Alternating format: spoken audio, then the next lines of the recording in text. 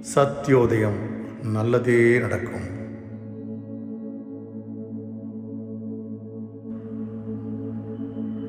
வலது கையில் வலம்பொரு சங்கையும் இடது கையில் இடம்பொரு சங்கையும் வைத்துக் கொள்ளுங்கள். கைகளை மூடிக்கொள்ளுங்கள்.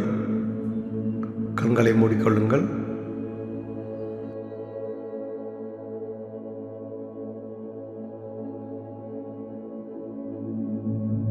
Please start meditation.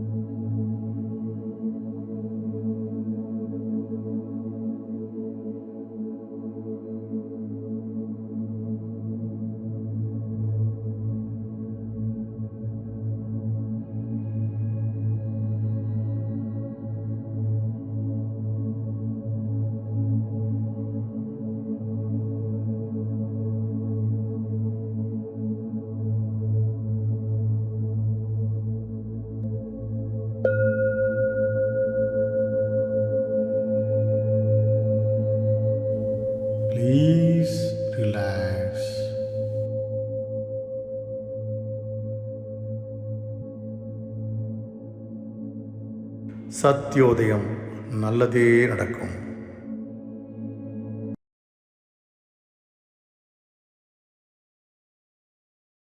ஃபஸ்ட் அத்தியாயம் என்னது? செகண்டு, தேர்டு,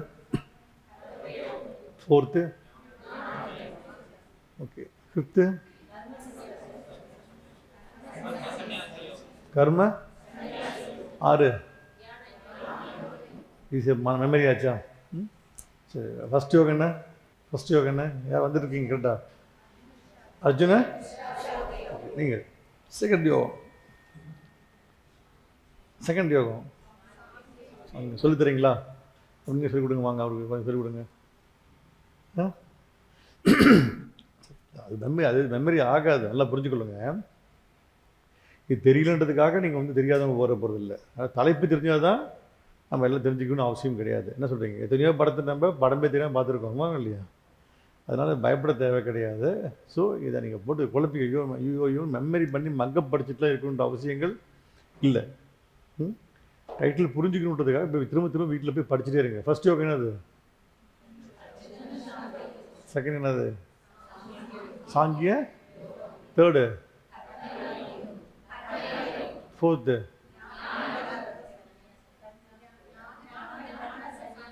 ஞான சந்நியாச யோகம். 5 கர்ம. தேர்டு என்னது? ஃபோர்த்து கர்ம. இப்போ மெமரி படிச்சுக்கோங்க. கர்ம, ஞான, கர்ம. தேர்டு, ஃபோர்த்து, ஃபிஃப்த்து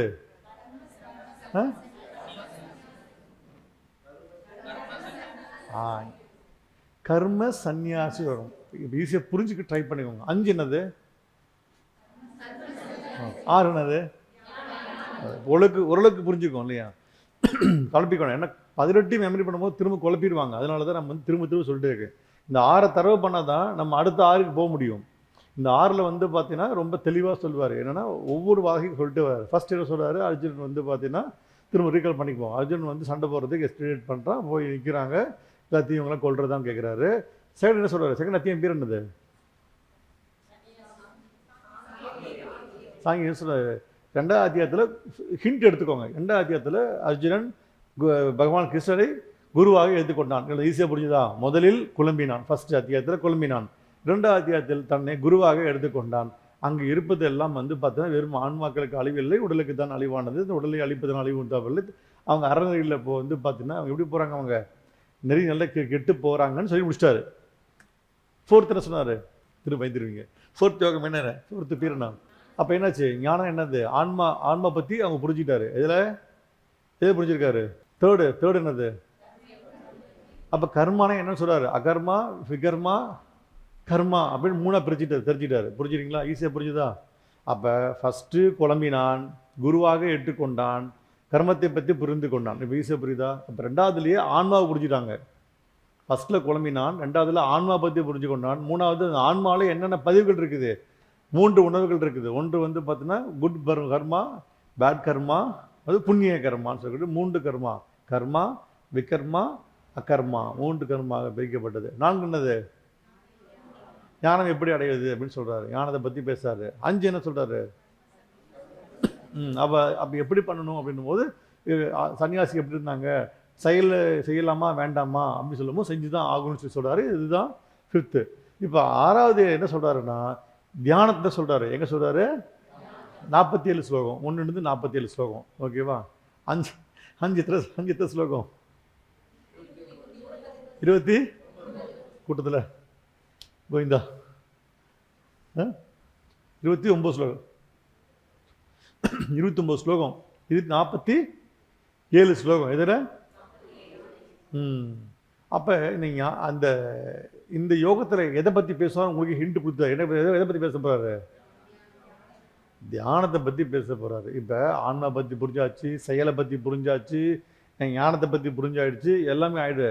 இப்போ என்ன வேணும் அப்படின்னு கேட்கும்போது இங்கே சொல்கிறாரு மைண்டுக்கு காம்னஸ் வேணும் அப்படின்னு தியானத்தை தொடங்கு அப்படின்னு சொல்கிறார். இவ்வளோதான். இந்த ரொம்ப 47 ஸ்லோகத்தை நீங்கள் படித்து மெமரி பண்ண முடியாது. அதனால பார்த்தீங்கன்னா இதோட சாரம் ரொம்ப கம்மி. இதோட சாரம் ரொம்ப கம்மி. இங்கே தான் என்ன சொல்கிறாருன்னா, இந்த தியானத்தை செய்ய அர்ஜுனா அப்படின்னு சொல்கிறாரு.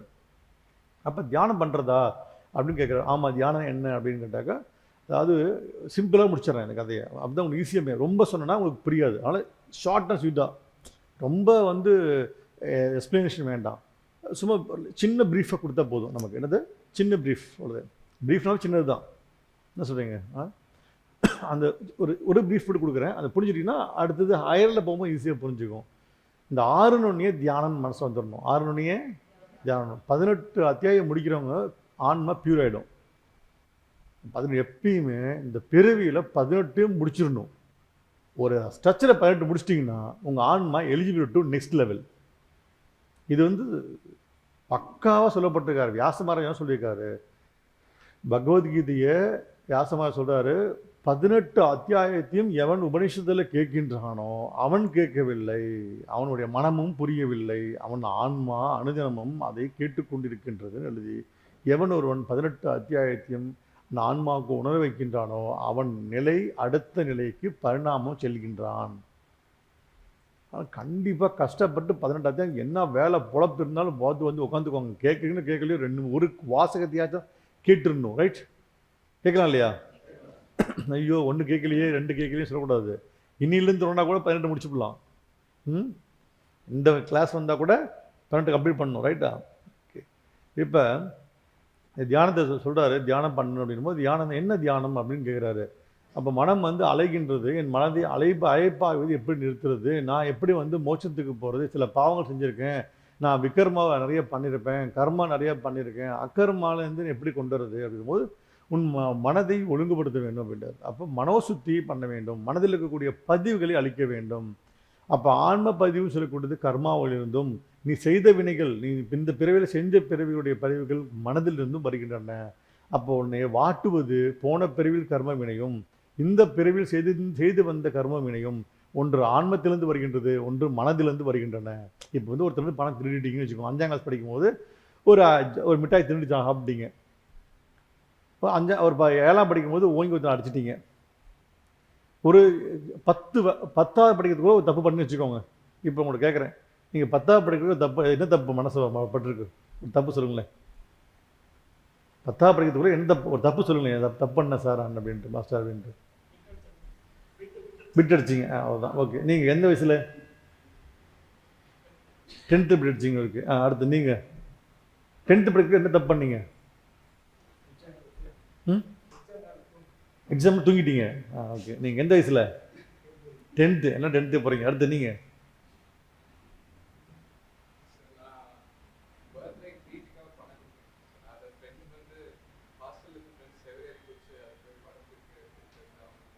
எந்த வயசில்? எல்லாம் 10th வந்துருக்கீங்க. நீங்கள்?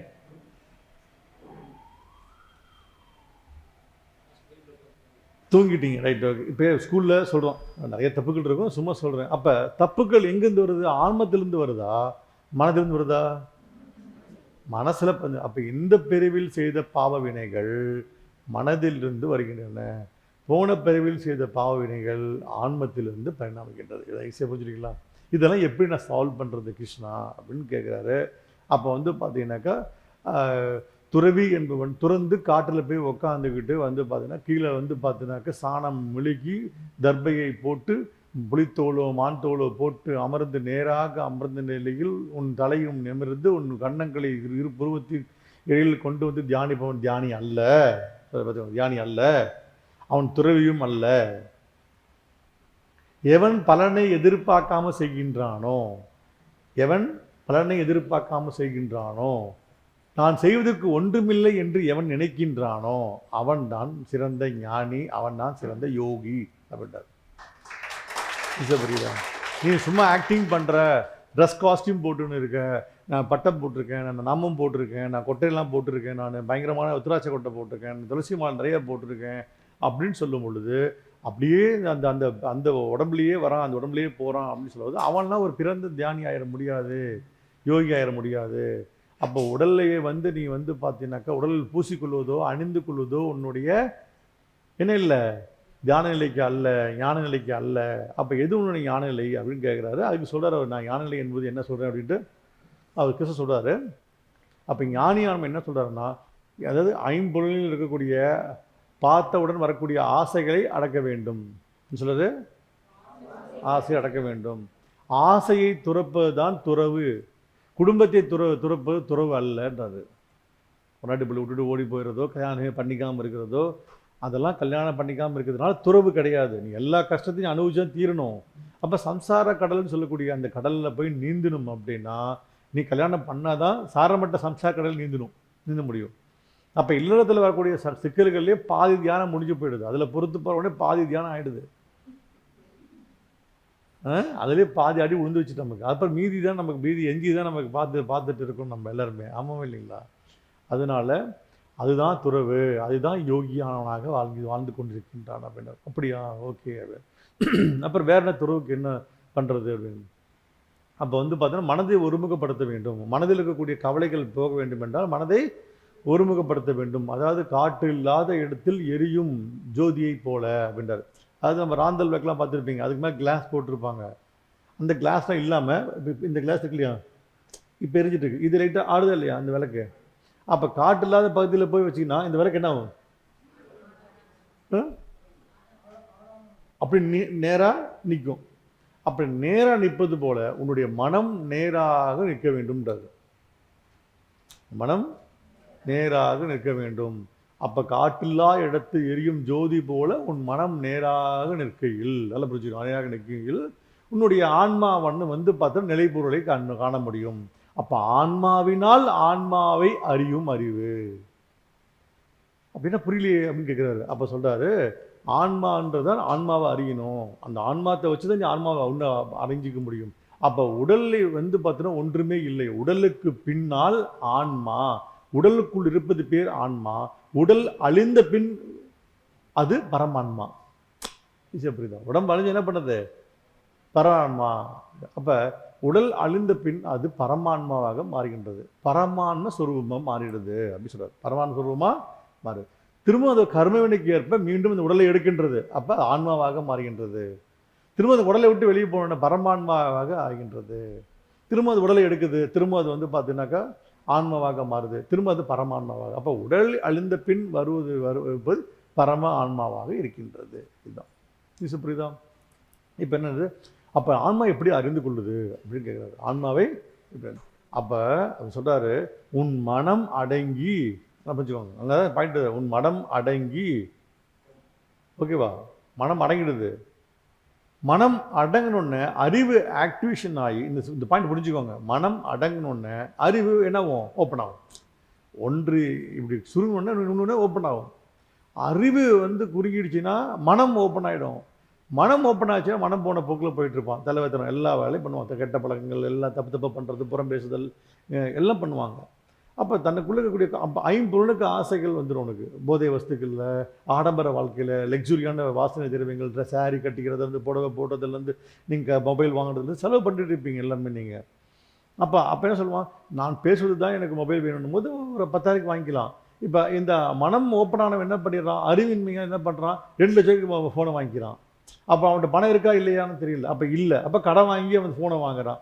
வீடு அறிவில் என்ன பண்ணுறான், எங்கள் சொந்தக்காரர் வீடு விட்டாங்க, எனக்கு சொந்த வீடு எனக்கு இல்லை அப்படின்னு சொல்லி ஒரு கோடி பேர் லோனை வாங்கி போட்டு சம்பளத்தெல்லாம் அங்கேயே கொடுத்துட்டு அவன் கஷ்டப்படுறான். அந்த வீட்டுக்கு என்ன பண்ணுறான், வீட்டுக்குள்ளே போய் கஷ்டப்படுறான். எல்லாம் காரில் போகிறாங்க, நான் வாடகை காரில் போகிறேன் அப்படின்னு சொல்லிட்டு என்ன பண்ணுறான், ஒரு 2 லட்சம் கட்டிவிட்டு ஒரு 6 லட்சம் லோனை போட்டுடுறான். லோனை போட்டு காரை வாங்கி ரோட்டில் ஓடிட்டு இருக்கான். யாரோட காரு? பேங்க் காரோட காரு, நம்ம கார் இல்லை. நீ முதல்ல போனதும் வாடகை காரு, இப்போ நீ வாடகை காரில் தான் போயிட்டுருக்க. அது தெரியல. ஆனால் சொந்த கார் நம்ம சொல்லிக்கிறோம். நம்ம என்ன பண்ணுறோம், என் வீட்டில் நிற்கிறதுனால சொந்த கார் அது, நம்ம வீட்டில் நிற்கிறதுனால சொந்த கார் இருந்தது. ட்ராப் பண்ணிட்டு போனால் வாடகை காரு. ஆனால் சொந்த கார் அது 5 வருஷத்துக்கு வாடகை காரை தான் சுற்றிட்டு இருக்கீங்க. ஏன்னா பேங்க் கார் பேர் தானே இருக்குது. ஆமாம் இல்லையா? அப்போ இந்த ஐம்பொருளால் ஆசைகளும் இச்சைகளும் ஏற்பட்டு அவன் என்ன ஆகிறான், அறிவு பார்த்தீங்கன்னா குறுகினொன்னே மனம் ஓப்பனாகி அவன் தாறுமாறாக வாழ்க்கை நடத்தி கொண்டே இருக்கின்றான். இப்போ என்று மனம் அடங்குதோ அப்போ என்ன விரியும், அறிவு விரிஞ்சொன்ன அந்த அறிவின் மூலியமாக அறிவும் மனமும் சேர்ந்து சதா சர்வகாலமும் ஆன்மாவை பார்த்து கொண்டே இருக்கும். இப்போ மனம் அடங்கி எங்கே போகுது, ஆன்மாக்குள்ளே போகிறது. ஆன்மாக்குள்ளே போன உடனே அந்த நிலை பேர் என்னக்கா பிரம்ம ஆனந்த யோகம். பிரம்மானந்த யோகம்னு பேர். அந்த நிலை பேர் என்னது? பிரம்மானந்த யோகம். இந்த நிலை ரொம்ப அற்புதமான வாசகம். பிரம்மானந்த யோக நிலை அப்படின்னு பேர். ஒரு தியானிக்கும் பொழுது பிரம்மானந்த யோக நிலைக்கு போறான். எங்க போறான்? எஸ்.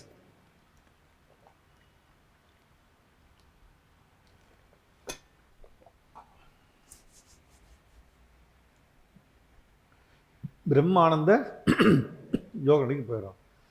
அப்ப ஐம்புலன்களில் இல்லாத ஆனந்தமும், உடலால, சுவையால, ஸ்மெல்லால, கேட்கறதுனால, பார்க்கறதுனால இல்லாத ஆனந்தம் மனம் அடங்கிய பின் ஆன்மாவிலிருந்து வரக்கூடிய ஆனந்தத்தின் பெயர் பிரம்மானந்த யோக நிலையின் பேர். அப்ப அந்நிய பொருள் இல்லாமல் எவன் ஒருவன் ஆனந்தம் அடைகின்றானோ, அந்நிய பொருள் இல்லாமல் என்னைக்கு ஆனந்தம் அடைகிறானோ அவன் தான் யோகி அப்படின்றார். அவ்வளவுதான். உடனே அர்ஜுனன் கேட்கிறான், ஐயோயோ என்னால் காற்றை கூட கண்ட்ரோல் பண்ண முடியும். என்ன சொல்ற? காற்றை கண்ட்ரோல் பண்ணிடுவேன், காற்றை நிறுத்திடுவேன். அர்ஜுனன் காற்றை நிறுத்திடுவேன். எதை ஸ்தம்பிக்க வைக்கணும், எதை ஸ்தம்பிக்க வைக்க முடியும். குறி பார்த்து நான் பார்த்தீங்கன்னாக்கா என்னால் ஒரு எங்கே எய்ம் பண்ணுறோம் அந்த இடத்துல நான் அடிப்பேன். அந்தளவுக்கு எனக்கு ஒரு sharp mind and concentration. But என்னால் தியானம் பண்ண முடியாது, ஃபோக்கஸ் பண்ண முடியாது அப்படின்றான். யாரு? என்னால் ஃபோக்கஸ்லாம் பண்ண முடியாது சுவாமி. இப்போ விஜயா அப்படி கூப்பிட்றான். அந்த விஜயான்னு கூப்பிட்றான். அது எப்படின்னா அர்ஜுனன் பல பேரில் கூப்பிடுவார். கிருஷ்ணன் அந்த அர்ஜுனனை பல பேரில் கூப்பிட்றாரு. இந்த மாதிரி விஜயான்னு கூப்பிடுவார், ஜாகர சாமின்னு சொல்லுவார், நிறைய பேர் சொல்லுவார். அந்த வார்த்தைகள் ஒவ்வொன்றுக்கும் வேறு ஸ்டேப்பார். அப்போ விஜயா அப்படி இல்லை, நல்லா புரிஞ்சுக்கோ, நீ தியானம் பண்ண முடியும், நல்லா முடியும் அப்படிடாது. அவன் சொல்கிறான், எப்படி தியானம் பண்ண முடியும்? நான் இழப்பதற்கு ஒன்றும் இல்லை எண்ணத்தை உருவாக்கு. முதல்ல நான் இழப்பதற்கு ஒன்றும் இல்லை, நான் இன்னும் ஒன்றும் இழக்கிறதுக்கு, ஏன்னா நீ எதையும் கொண்டு வரவில்லை. ஏனென்றால் இந்த உடலை தவிர, இது உடலே என்னது அல்ல, எங்கள் அம்மாவுடைய பிண்டம். அப்படி தானே? அம்மாவுடைய பிண்டம் தானே இந்த உடம்பு, சதை, இந்த உதிரம், நரம்பு மண்டலங்கள், இந்த எலும்பு மண்டலங்கள் எல்லாம் உங்கள் அம்மா கொடுத்த ஒரு பிண்டம். அணு அப்பா அணு அணு அம்மாவுடைய எக்கு உடைக்குது. இந்த அணு யாருது? அப்பா. அதுவும் ஒன்றுது இல்லை. அணுக்குள்ள இருக்கக்கூடிய ஜீவன் யாருது? பரமாத்மாவது. இப்ப நீ யாரு? இந்த கன்றாவே சொல்ற, ஒண்ணுமே ஒரு புடுங்க வேண்டாம் அப்படின்ட்டு. எதையுமே புடுங்காத, ஆணையே புடுங்கான்னு சொல்ற மாதிரி சொல்றாரு. என்னத்துக்கு வெட்டியா கோவப்படுற, வெட்டியா ஆத்திரப்படுற, எதுக்காக அகங்காரம் பண்ற? நான் எனது சொல்லக்கூடிய அன்னத்தை உருவாக்கிக்கின்றாய். இதெல்லாம் ஒண்ணுமே கிடையாது. அது எப்படி பண்ண முடியும்? உன்னை விஜயா அப்படி இல்லை, பயப்படாத, இதுக்காக நீ மாறணும்னு அவசியமே கிடையாது. நான் சொல்லிது ஒன்றை மட்டும் கீழே அப்படின்றாரு. சொல்லுங்க, உன்னுடைய முயற்சி செய்தால் இந்த தியானம் சித்தியாகும். அவ்வளவுதான். நீ முயற்சி பண்ண, நீ முயற்சிட்டினா தியானம் சித்தியாகும். உடனே அடுத்த அர்ஜுனுக்கு சந்தேகம் வருது. 6.36 என்னங்கிறாங்க, ஒருவேளை நான் இந்த தோத்துட்டேன்னா, முயற்சி பண்ணி என்னால் தியானம் பண்ண முடியலன்னா என்ன, என் கதி என்ன அப்படிங்கிற, என்னது என் கதி என்ன ஆக போகுது? மீண்டும் நீ செய்த நிலையை பொறுத்து ஒன்று செல்வந்த வீட்டில் பிறப்பாய். அப்பெல்லாம் புரிஞ்சுக்கோங்க, இந்த பாயிண்ட் புரிஞ்சுக்கோங்க. தியானம் பண்ணிட்டீங்கன்னா, ஒழுங்காக தியானம் பண்ணீங்கன்னா ஒரு சொஃபிஸ்டிகேட்டடான வீட்டில் பிறப்பீங்க. இல்லை எனில் இன்னும் சிறிது தியானம் பண்ணி இருந்தால் ஒரு நல்ல தியானியின் வயிற்றில் பிறப்பாய். உங்கள் அப்பா அம்மா 2 பேரும் தியானம் பண்ண வீட்டு பிறந்துருவேன். அந்த நிலையில் இருந்து போன நிலையில் எதை விட்டு சென்றாயோ அதை நீ தொடருவாய். எப்படி போன நிலையில் என்ன விட்டுட்டு போனையோ, எதையெல்லாம் கற்றுக்கிட்டியோ அதெல்லாம் வயசு வர வர உன்னை கொடுத்துட்டே இருப்பேன். கொடுத்து அங்கேயும் நான் உன்னை ஃப்ரீயாக விட்டுருவேன். அந்த நீ பண்ண வேண்டியது திரும்பவும் சொல்கிறேன், வைராக்கியமும் முயற்சியும் சொல்கிறாங்க. எந்த இதில் செகண்ட் ஸ்டேஜ் சொல்கிறாரு, வைராக்கியமும் முயற்சியும். ஒரு பெண்ணை காதலிக்க வேண்டும் என்றால் அந்த பெண்ணை பார்த்துக்கிட்டே இருந்து பார்த்து கல்யாணம் பண்ணிடணும்னு வெறியில் தானே கல்யாணம் பண்ணுறதுக்கு ரெடி பண்ணுறாங்க. இந்த காதலுக்கு எத்தனை பெண் சுற்றுறான், வயிறாக தூக்குது, கபார்ந்து முடிக்கிறான், ட்ரெஸ் பண்ணுறான், தலை சீவரான், அந்த பொண்ணை பார்க்க போகிறான். அந்த பொண்ணு என்ன பண்ணுறது, எப்போ வருவான்னு பார்த்து நிற்குது. இந்த காதலியோட வேலையை பார்த்தீங்கன்னா சரி வைராக்கியமாக இருக்குங்க. பஞ்சுவாலிட்டி இருக்கும், வைராக்கியம் இருக்கும், முயற்சி இருக்கும். ஆமாம், இந்த காதலிக்க படத்தெல்லாம் பார்த்தீங்கன்னா காதலிக்கணும் பாருங்க, அப்படி பயங்கரமாக இருப்பாங்க. பஞ்சுவாலிட்டி, வைராக்கியம், சரியான முயற்சி. எப்படா அந்த பிள்ளை ப்ரப்போஸ் பண்ணலான்னு முயற்சியிலே இருப்பாங்க. ஆமாம் இல்லையா? முயற்சி ப்ரப்போஸ் பண்ணதுக்கு அப்புறம் என்ன பண்ணுவான், எப்படா பார்க்கலாம்னு முயற்சி பண்ணிட்டே இருப்பான். அப்போ எப்போ கல்யாணம் பண்ணிக்கலாம் முயற்சி பண்ணிட்டே இருப்பாங்க. அப்புறம் 2 பேரும் சண்டை போட்டு குடும்பமே அடிச்சு கிடக்கும், முயற்சி பண்ணிட்டே இருப்பாங்க. அப்புறம் கடைசியாக வந்து போய் தொலைங்க அப்படின்னு அப்பமா அவங்கள அதில் எது ஆணோ பெண்ணோ ஒரு முயற்சி கைவிட்டால் 2 பிரிஞ்சிருவாங்க. பெண்ணு ஐயோ அப்பா அழுகுறா அம்மா அழுகுறா அப்படின்னு நினச்சின்னா அந்த காதல் பிரிஞ்சிடும். அப்போ அந்த முயற்சியும் வைராக்கியம் விட்டுருச்சுன்னா உன்னுடைய எதை கண்டு நீ முயற்சிக்கின்றாயோ அந்த முயற்சி வந்துடும். அப்படி சொல்ற தியானம் செய்வதற்கு ஒரே ஒரு ஆயுதம் என்ன அப்படின்னா, வஜ்ர ஆயுதம் என்ன ஆயுதம் அப்படின்னா வைராக்கியம் அப்படின்றார். அவ்வளோதான் பகவான் சொல்றாரு. 66.40 வைராக்கியம். எப்படி வைராக்கியம் பண்றது, எப்படி மனதை அடக்கிறது, என் மனதை எப்படி கொண்டுறது அப்படின்றாரு. ஒன்றுமே செய்யாத, நான் எங்கே இருக்கேன் அப்படின்றாரு. என் இருதயத்தில் அப்படின்றார். என்ன சொல்றாரு, என் இருதயத்தில். நான் எங்கே இருக்கேன், என் இருதயத்தில் அப்படின்னு சொல்றாரு. குட். தியானிக்கும் போது நான்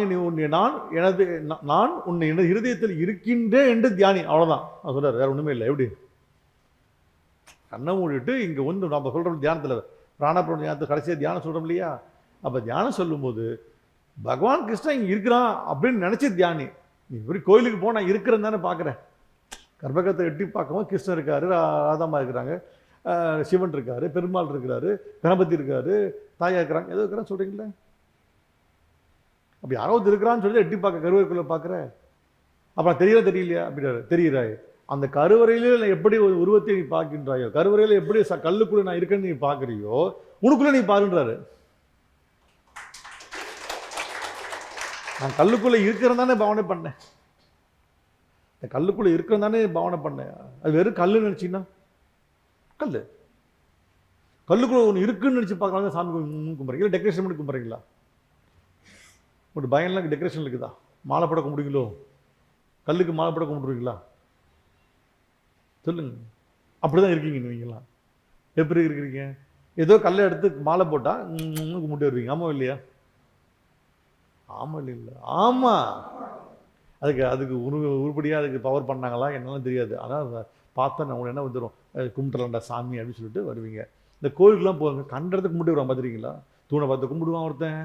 என்ன சொல்கிறீங்க? நந்தி பார்த்து கும்பிடுவான், நந்தி பின்னாடி போய் பார்த்து கும்பிடுவான், நந்திக்கு முன்னாடி போய் கும்பிடுவான், சாமிக்கு பின்னாடி போய் கும்பிடுவான், சுற்றி வருவோம், சாமி பின்னாடி தொட்டு கும்பிட்டு வேண்டிட்டு இருப்பான்.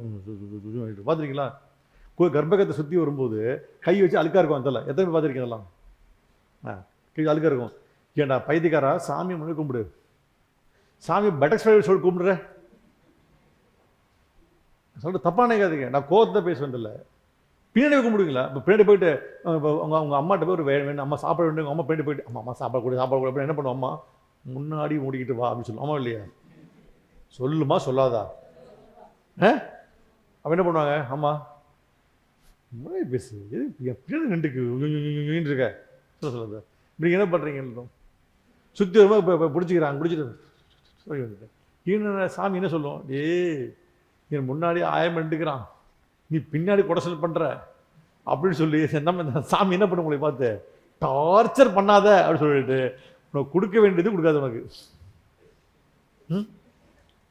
தொட்டு கும்பிட்றது எது கும்பிட்றாங்க அப்படின்னாக்கா, பின்புறத்தில் வந்து பார்த்தீங்கன்னா முன்னை பார்த்து விட்டு உன்னை பின்னை நான் ஆராதிக்க பண்ண முடியலன்னு சொல்லி ஒரு நினச்சிட்டு வராங்க. 4 பக்கம் கும்பிடணும், 4 டைமென்ஷனில் முடிவு பண்ணிட்டீங்க. எங்களே 2 பக்கம் கை வைக்காமல் இருந்தீங்க, பேக் சைடு மட்டும் கை வச்சுருந்தீங்க, 2 பக்கம் கை வச்சுருவீங்க, 2 பக்கம் கை வச்சுருவீங்க இப்போ இல்லையா? மாசு சொல்லிட்டாரு, எல்லா பக்கம் கை வச்சுட்டு வரலாம். என்ன பேசிட்டு இருந்தேன்? நான் அத்தியாயத்தையும் மறந்துட்டேன். தியானியும் தெரியுது, பெரிய நீங்கள் ஞானிகள் நீங்களாம். அத்தியாயத்தை எந்த சப்ஜெக்ட் இருக்குன்னு தெரியலன்றேன். வைராகியத்தில் இருக்கு. அப்போ கடவுள் பகவான் சொல்றாரு, கல்லுக்குள் நான் இருக்கின்றேன் எப்படி நம்பி கல்லை கும்பிக்கின்றாயோ அந்த இருதயத்துக்குள் நான் இருக்கின்றேன் என்று நம்பி என்னை தியானிக்கும் பொழுது நீ பிறவியை அளிக்கின்றாய் அப்படின்ற. அவ்வளவுதான், வேற ஒண்ணுமே இல்லை. பிறவே வராது, இனிமேல் அடுத்த பிறவி பிறக்கவே மாட்டேன். நான் இருக்கிறேன்னு நம்பு. எங்க இருக்கிறேன்னா சர்வம் கிருஷ்ணார்ப்பணம், சர்வம் கிருஷ்ணன் இருக்க மட்டும்தான். எல்லாமே நானே பாவமாக இருக்கின்றேன்னு சொல்லும்போது தூணிலும் இருப்பான், துரும்பிலும் இருப்பான், வெளியிலும் இருப்பான், உள்ளும் இருப்பான், புறமும் இருப்பான். அப்படியே உள்ள இருப்பான் மாட்டானா? எப்போ இருக்க மாட்டாரா? அப்போ எங்கே குடியிருக்காரு? அப்போ உங்கள் வீடு ஃபுல்லாக இருக்குது, உங்கள் வீட்டில் எத்தனை ரூம் இருக்குது? ஒரு 5 ரூம் வச்சுக்கலாம். இப்போ எங்கே இருக்கான்னு சொன்னால் எங்கே சொல்லுவீங்க? நீங்கள் பெட்ரூமில் படுத்திருக்காரு, ஹாலில் இருக்காரு, அவங்க அம்மா கிச்சன் இருக்காங்க அப்படின்னு சொல்லுவீங்க இருக்கீங்களா? வீடு ஃபுல்லாக இருக்காங்க சொல்லுவீங்களா? உடம்பு ஃபுல்லாக இருக்காரா? உடம்பு ஃபுல்லாக இருக்காரு. அவர் தான் எல்லாத்துக்குமே. எங்கே உட்காந்து ஆப்ரேட் பண்ணுறாரு அப்படின் போது இருதயத்தில் உட்காந்து ஆப்ரேட் பண்ணுறாரு. அவ்வளோதான். அப்போ அங்கே நம்பிக்கையை கோயிலில் போய் நின்றுக்கார், அந்த கல்லுக்குள்ளே இறைவன் இருக்கார நம்பக்கூடிய நம்ப இதயத்துக்குள்ளே இருக்காருன்னு நம்பணும். அவ்வளோதான். இது பேர் தியானம்னு சொல்கிறார். அவ்வளோதான்.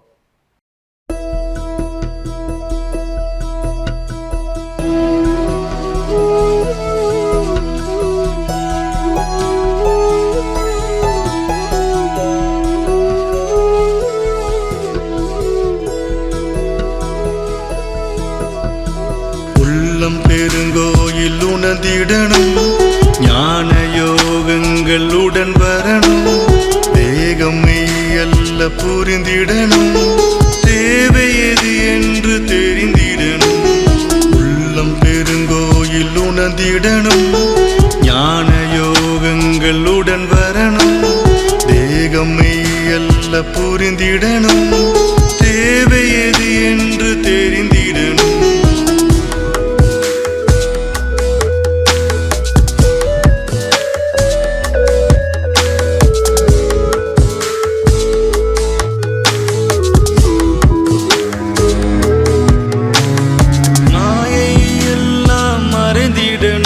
நிழல் மட்டும் நிஜம் என்று தெரிந்திடணும்,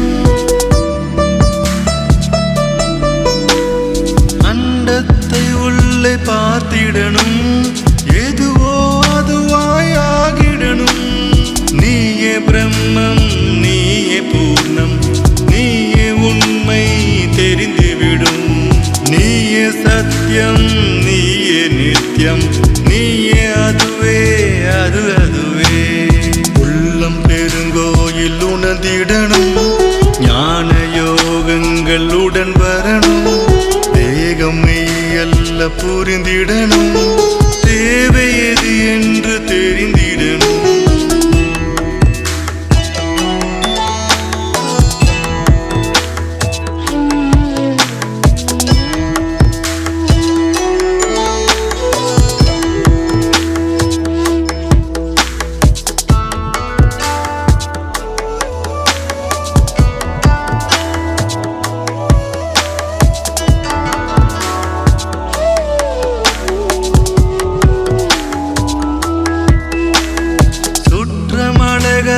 மாற்றிடணும், எந்த துயர்கள் வந்தாலும் ஏற்றிடணும், உயிர்கள் வெதுவாக இருந்திடணும், நாம் கருணை வடிவாக போற்றிடணும். நீயே பிரம்மம், நீயே பூர்ணம், நீயே உண்மை தெரிந்துவிடும், நீயே சத்தியம், நீயே நித்தியம், நீயே அதுவே, அதுவே. உள்ளம் பெருங்கோயில் உணர்ந்துவிடும், ஞான யோகங்கள் தெரிந்துவிடும், தேகம் மெய்யல்ல புரிந்துவிடும், தேவை எதுவென்று தெரிந்துவிடும். உள்ளம் பெருங்கோயில் உணர்ந்துவிடும், ஞான யோகங்கள் தெரிந்துவிடும், தேகம் மெய்யல்ல புரிந்துவிடும்,